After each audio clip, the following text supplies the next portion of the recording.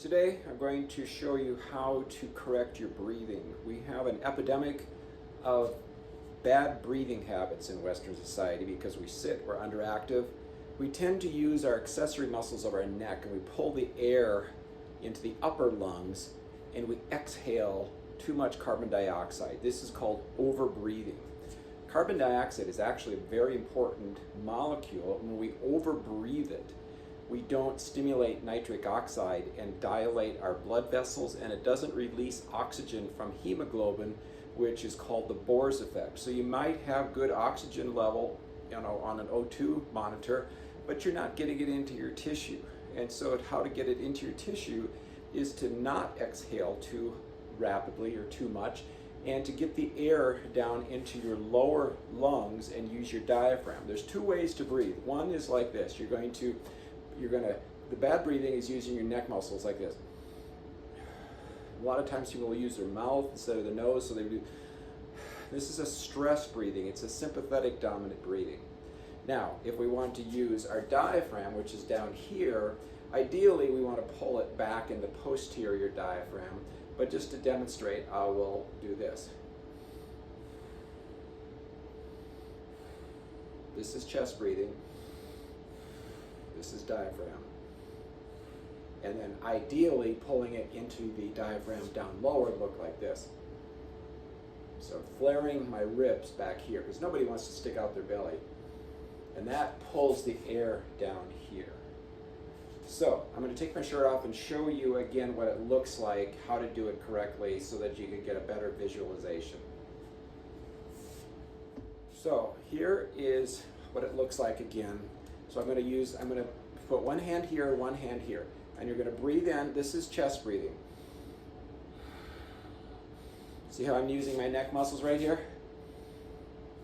That's going to pull into your neck all the time and cause these muscles to get hypertonic. It's one of the reasons we have so many problems up there. Now, I'm going to use my diaphragm, which pulls down. Remember, it's creating a vacuum inside your chest, and it pulls down and it pulls the air in. This way you're lifting up and pulling the air in, but we want to use the diaphragm. Now, just to get used to it, you can do it this way. It's not the way I want you to do it, but nobody wants to breathe sticking their belly out. So what you want to do is you want to pull it back here, and it looks like this. See how my ribs expand right here?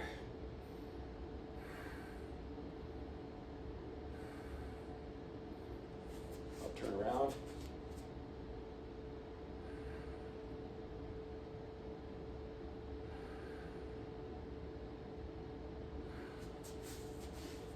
It's easiest to get used to it putting your hand here if you're not good at it. But we want to be able to keep our midsection tensed and pull it back here, not always having to do this. This would not be good because you want to get it back in the back part of your lungs. Breathe in through your nose, back part of your lungs. You can go out through your mouth or your nose, it doesn't matter. So a good way to practice it is just